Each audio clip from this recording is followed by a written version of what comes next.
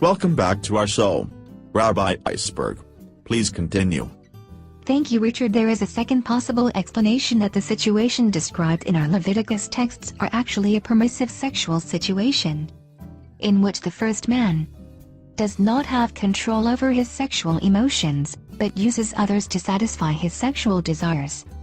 If we read the Torah this way, it is warning this kind of person that certain types of substitutional sexual behavior are not permitted.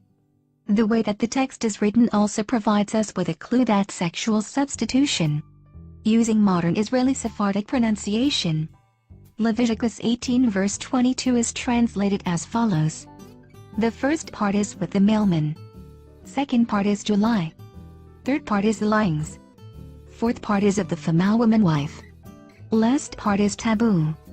To sum it up, the writing of the last word is, which means he, and yet is voweled so that it is to be pronounced as he, which means she, instead of the correct hu, for the masculine tense, shows that the male is substituting as a female instead of the male that he is. In the Greek text's reference to Leviticus 18 verse 22 from the Septuagint translated in 3rd century BC, the words are, Koimathesi koden gynekos, you may not lie as with a woman. This is the way it is usually rendered. The translates into Greek to Hebrew words mishkave, to lay sexually with woman.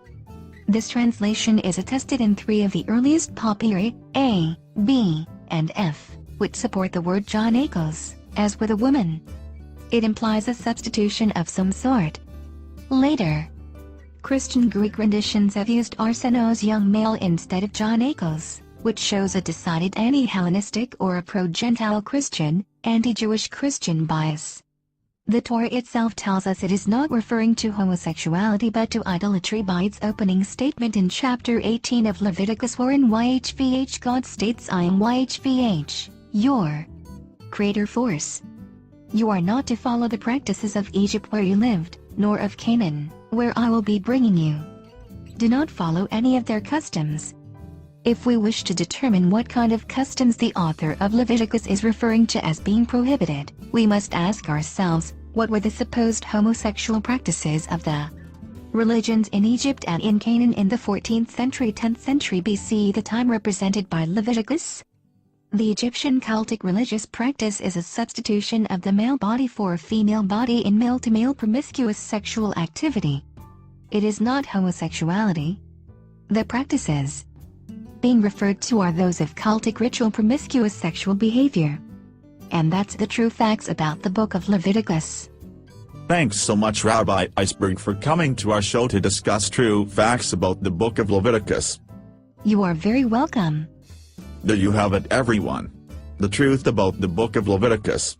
Our next topic would be Genesis 19 verses 4 and 5.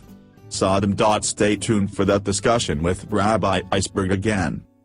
Thanks for joining our show. Be blessed. Amen.